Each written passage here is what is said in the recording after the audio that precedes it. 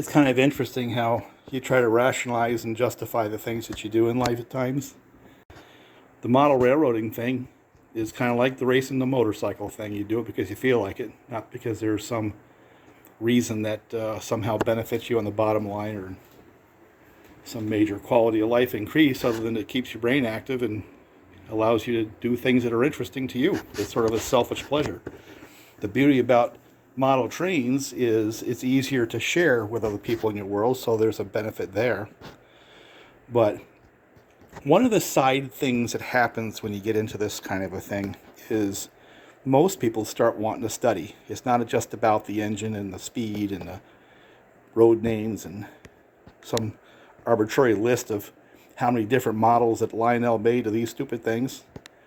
It turns into something where, for me, for example, I was interested in the Lehigh Valley, Erie Lackawanna railroads, that area of the world as a kid.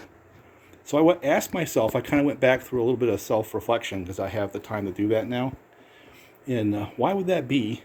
And it's really just as simple as this. When I was looking at trains as a kid, and I loved them, my dad first gave me one of these ALCO FAs, the New Haven, like I said before. So you plant that seed, it's in my mind. And as a kid, I was just, rabid looking for information on trains and railroads. And every time I went through the picture books, you'd see all these Pennsylvania railroad pictures and railroads of that era after the 30s into the 40s, after the Second World War into the 50s, and they had the mix of the steam and the diesel, and they're all climbing hills. It was more spectacular. So being a young kid interested in things exciting and powerful, I gravitated there as an interest. So all that goes dormant for years as I go travel around the world and do stuff like that, learn about people and politics and business and things. Now, as a retired guy, kind of comes back kind of in an arbitrary way. We have kids that might be coming to live here for a little bit. And, of course, you want to bring things that brought joy to your life, but also education to your life as a child into their world. That's part of what a parent is, grandparents are that on steroids. So out come the trains. The decision was either to get rid of them and make space or turn them into something that was fun. And it bit. Again, shouldn't be surprised because it bit when I was a kid. First from the mechanical side, and then from the things that look cool. I happen to like the look of the F3 series, but I had FAs, so plus the fact that I had the O31 radius track, the ALCO FAs can turn a sharp circle. The engineer side of me comes out. I went back to these and found it was a cheap way to scratch that itch, hack and modify and learn about the trains again, so we did that. Didn't put a lot of money into it, got a lot of results out of it, kind of covered that just a little bit. But the next part of it is sort of a historical discovery. And I learned, because I've been photographing now for quite some time, the New York, Susquehanna, and Western Railroad. Well, the roots of that happen to intersect with the railroads that I used to look at as a youth, Erie Lackawanna, those railroads coming up out of Pennsylvania, hauling coal to the central part of New York State and the western part of New York State. So that connected dots there. And of course, the ALCOs, kind of like the underdog of the locomotive world, you have all these online videos and historical things that how terrible the ALCO was and how the 244 was the demise of the company and all that. And that opens up another whole area of interest, and that's the historical impact of these things. So yeah, the ALCO wasn't the success that, say, EMD F3 through F9 series was, but they actually hold a lot of material. And the first generation of the 244s did have some substantial issues, and there's a lot of documentary online about that, cranks and bearings and things like that. But they improved, and eventually they got them to be somewhat reliable. Of course, ALCO came out with the 251. There's a version of the FA, I guess they call it an FPA, that had the 251, and that version of the diesel that ALCO produced was very reliable, and they're out there now. You see the RS series, the Century series, and There's a couple of YouTube channels that have a lot of those old Alcos. Very, very reliable design. So the next part of that is the technology that Alco provided over the years was quite competitive. The 251 was definitely competitive. And they've definitely stood the test of time, you know. But now there's a bigger picture. What happened to Alco as a company? Start delving into that. I completely reject the short-sighted view that a specific product or period of time is what put Alco under. And you sort of step back and realize that Alco is the microcosm of many other things, basically everything from countries to large companies, where you have innovative people who construct out of basically the resources at their disposal, innovative products. They build themselves a niche in the marketplace. Believe it or not, Alco was one of the first companies to come up with a diesel electric locomotive, and they did that for the New York Central lines really early on. It wasn't that they didn't know how to do it, and it certainly wasn't their lack of understanding the importance of diesel locomotives. But there's a lesson in all this. If you go back and look at the history of Alco, during the Second World War, since Alco happened to be building arguably the best steam locomotives, they were told to continue to do so because they didn't have the freedom to also go into the diesels. They really didn't. They had some diesels out there, but they couldn't develop and go whole hog into the development of diesels like EMD did.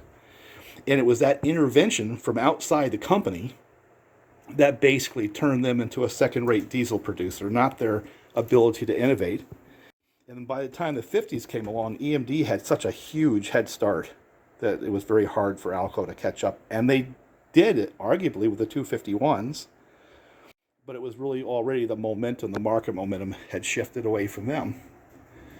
And then, like everything else, the too big to fail syndrome happens, where you have greed that happens in two different levels, both financial and in political power. Those forces within the country and those forces within the company is eventually what took them down. And there's a couple of really, really good documentaries about that done by a local professor out there, and you can find it online. And there's lessons in that, not just for Alco, the company, but for a lot of other things. It translates into a lot of other events. So model railroading, really, when you start trying to model an era or a series of railroad lines, if you do the natural thing that a lot of people do and expand the horizons about what are they supposed to look like first, what did they haul second, and what was their position in history third, makes you think about all these other larger issues and turns into something really, really, really interesting. So I'm not going to go any further with that, but the more I look at this and the more I see, the more other subjects get wrapped into that one thing called model railroading, because it's really about modeling a little piece of history and a little piece of the country in my mind. Back to the little Alcos, little engines that could, the underdogs of the railroad world of that period of time. And I think they actually did pretty well. And when you look at them in context of what they had to deal with over time, they actually pulled a lot of freight. And the 244, the original ones, were problems, yeah. They ironed them out. The FA2 series, released in the late 40s, 50s, was much better than the first version. And they continued making that 244 into the 50s, and then 251 took over. Now, these little guys didn't get the benefit of the 251 engine because they had sorted out the 244 to the point where it was adequate. It was okay. And a lot of those FA units ended up going into the secondary short lines and stuff like that and continued for a long time. And then, of course, the FPAs with the 251s, there are some of those out there even now. Now, of course, with the FPAs, there's like a Dash 4 version. There's one just west of us. Those things are still pulling cars now for excursion trains. So it's not all doom and gloom for the little Alco FA series. And I've done some research in the railroad lines that I'm interested in, from that central Pennsylvania coal mining area, the Erie, Lehigh Valley, and then, of course, Erie Lackawanna.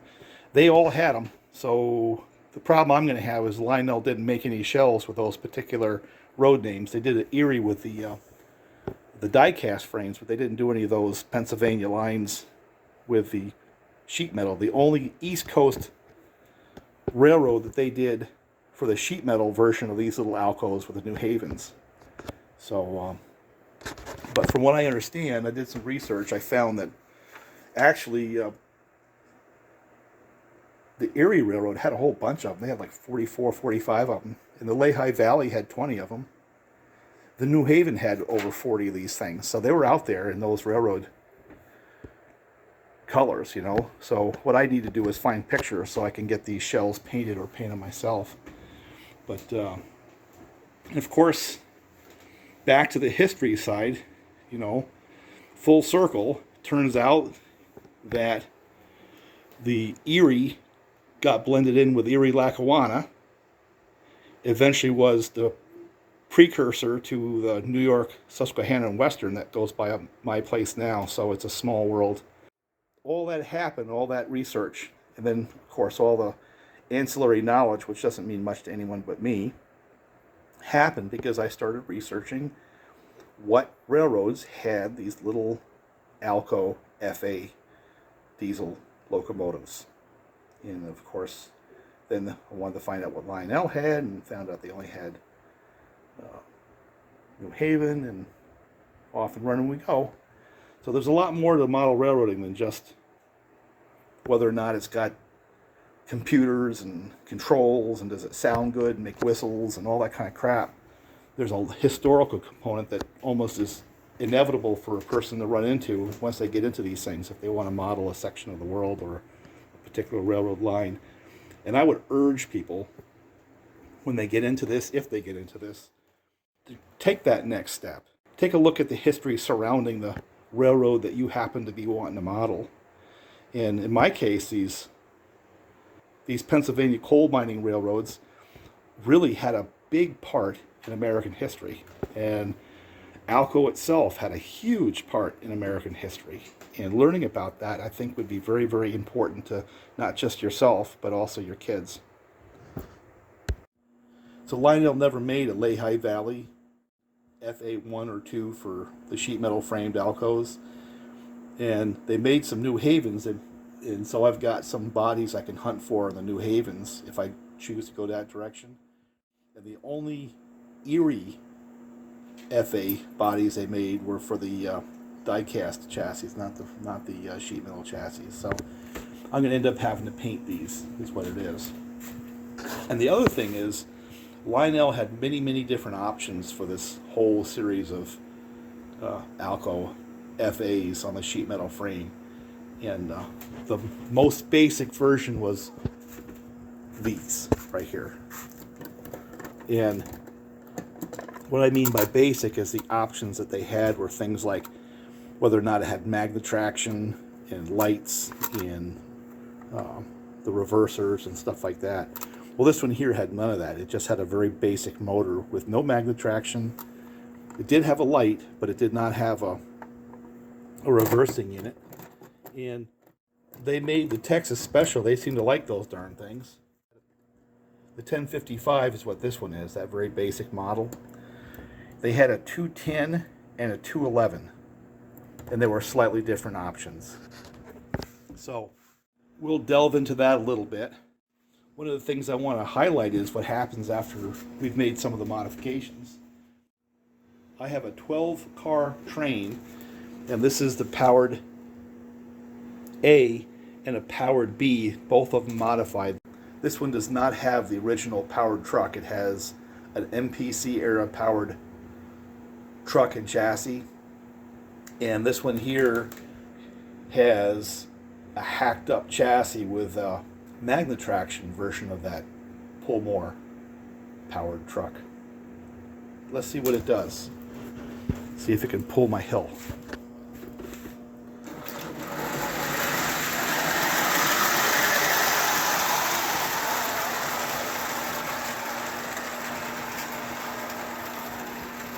Pin number 2, about 14 volts.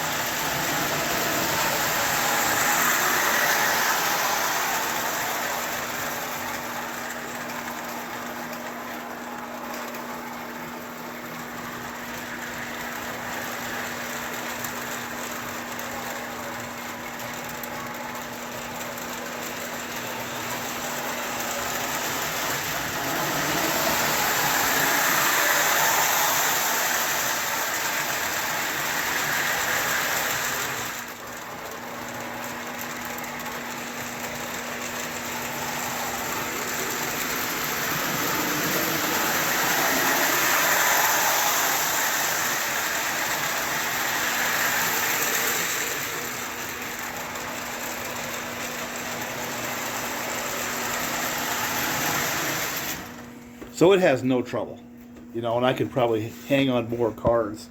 So the limitation of this FA A unit and B unit combination is really not based on how much it can pull. I can pull every car I've got here probably up that hill with it. It's got the traction and the power. Its limitation is going to be the couplers on the cars. And I was kind of careful in that I tried to match up the cars so that the height of the couplers was roughly the same. And that's how I was successfully able to pull the 12 cars with that particular setup right there. But that's what you get by modding these things, you know. This is the modified FA set that I did, where basically I took the dummy and I put a MPC era chassis underneath that and then modified the hook so it can actually pull. So I've got this one set to run backwards, this one to go forwards. Let's see whether or not that set can pull the same 12 cars up the hill.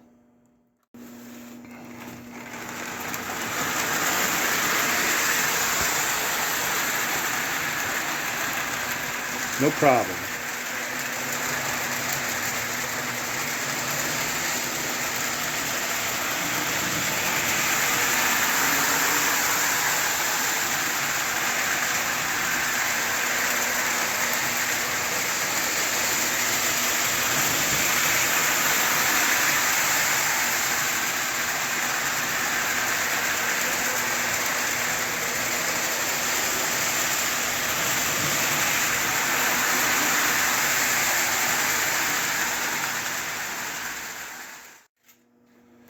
So this one was a success in my mind. That's exactly what I was looking for, is that kind of tractive effort.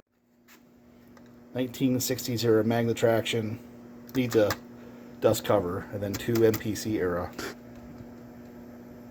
motors on the modified A unit there, and on this hacked and modified. See, I bought that whole chassis and stuck it on there. I need to put some weights on that one to really get the true potential out of it. Same with this one, I need to put some weights on them. But here's the as delivered 211. Let's see if it can pull 12 cars. See how far we get.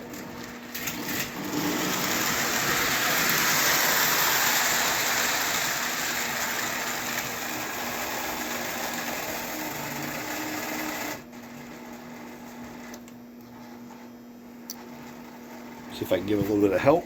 So that's why I did what I did with these things right here.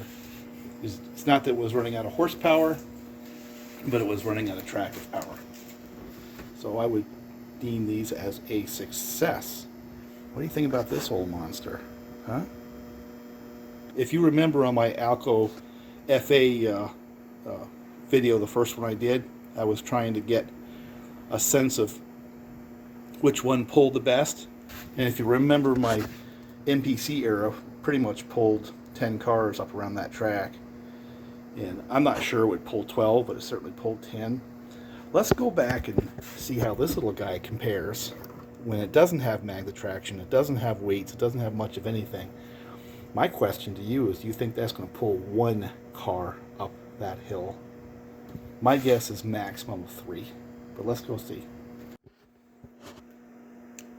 You know, I think my little hill is kind of like a redneck dynamometer. On the chainsaws, we go through and measure how fast we can cut through a block of wood or a log, and then compare one to the next. Well, this little grade we have right here is kind of the same thing. So this is like the tale of 3 Texas Special Alcos. This being kind of the original low-cost entry-level model that Lionel had put out in, I think, 1958 or 59. Now, I believe this 211, they had a 210 that came out in between that was kind of had more options, and the 211 came out in the 60s, and I believe it came out with 2 different runs, and this was the later of the 2 runs. This is the modified dummy that I had, and it got an MPC era chassis with a much upgraded hook, so I can have it running backwards and actually pull something. And of course, it's got that MPC era truck that has the rubber bands on the wheels. This one is as I bought it, and I'm not sure whether or not that's an original powered truck anymore, or is that an MPC era as well, because it has the same characteristics as this one does. And I know this is an MPC era. And I'm not sure Lionel did that. I'm not sure if this was like a late 60s, or is this actually an MPC era chassis sitting underneath a 211 that somebody had done prior to me purchasing, and I didn't know. It's possible. You can interchange all that stuff. It's part of the good news. Either way, I've got two powered FAs, and they both run excellent. And this one here, with that hook, I can have it run backwards and pull a lot of cars, as you just saw. The as-delivered one's got that little wimpy plastic thing, and it just flexes and breaks, you know. So I can't pull much with that. It has to be a leader. And, of course, we have this one right here. It doesn't even have a hook. But it's got pickouts for lights, and it's got a 1950s era truck, but it does not have magnatration. And the way you can tell it does not have magnatration is look at the diameter of those little axles versus those. Those are the magnetic axles. Now, in doing research, I actually found what road names were offered with what options on these old 200 series Alcos. They only had two that didn't have magnatration. They had some that just had one axle magnatration, and then they had a bunch with the two. So they actually had three versions of those powered trucks. And of course they added lights or couplers and E-units for forward and reverse as options, along with the road names. I'm not sure you guys are interested in that detail, but and the other thing I found out is that the road names that I'm interested in modeling, they all had ALCO FAs and FB both in the 1 and 2 versions, FA1s and FA2s, and the FB1s and FB2s. And that would be the Erie Railroad, the Lehigh Valley, and the New Haven. And the Erie Railroad had like almost 44 of them, 45 of those things that they had bought in the late 40s. The Lehigh Valley had 20 of them, and the New Haven had something like 44, 45 of them. So it will be accurate when I get them painted properly to model the Lehigh Valley or Reading. I haven't decided which. But I've got all these cars in Lehigh Valley, and they're coal cars, so I might take that route. Back to the tale of the 3 Texas specials. Cheap and cheaper. I don't know how to say this. But let's see whether or not that one right there can pull anything up the hill. Let's put these off to the side. And I think the other thing is maybe what I'll do to give it a little bit of reprieve is have it as a lead unit behind my powered B and see if it can do the same thing. So let's try it by itself. Look at that, it's pulling them.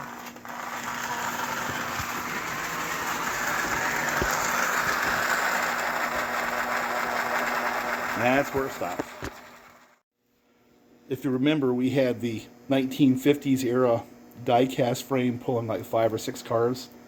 So let's go and bring it back to that. 1, 2, 3, 4, 5. Let's try 5 cars. I'm just going to decouple it right there. And let's see if it can start on the hill with 5 cars.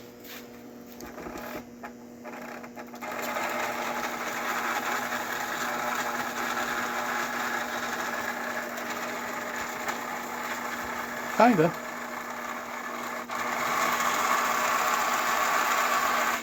Nope, not 5.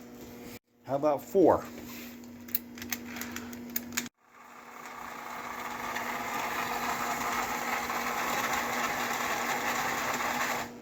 Nope. How about 3? 3 cars. How about 3?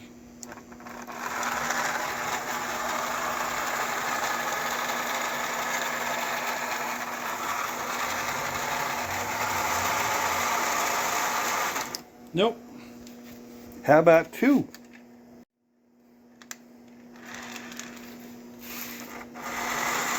There we go.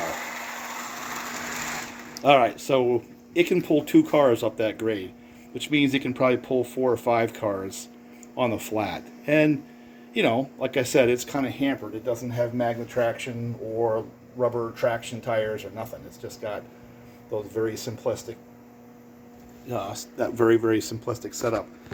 See whether or not that, as a lead, combined with my modified dummy there, maybe if it can pull all those cars. My guess is it probably can.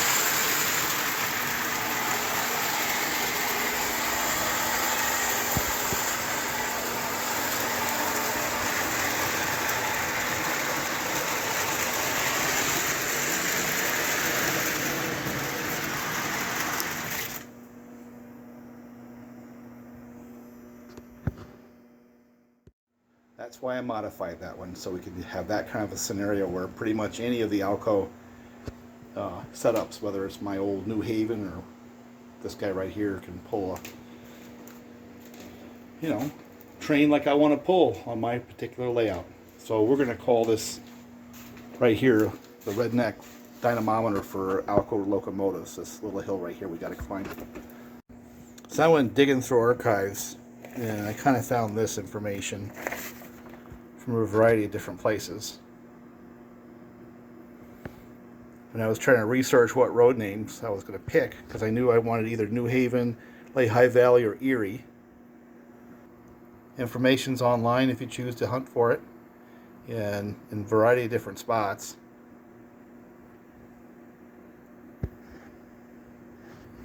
So I haven't decided, do I go New Haven because I can get shells from Lionel already pre-painted, or do I pick one of these two and paint them that way? And actually, Erie Lackawanna is another one that railroad inherited some of these FAs that the Erie Railroad had. You know, and I found this online.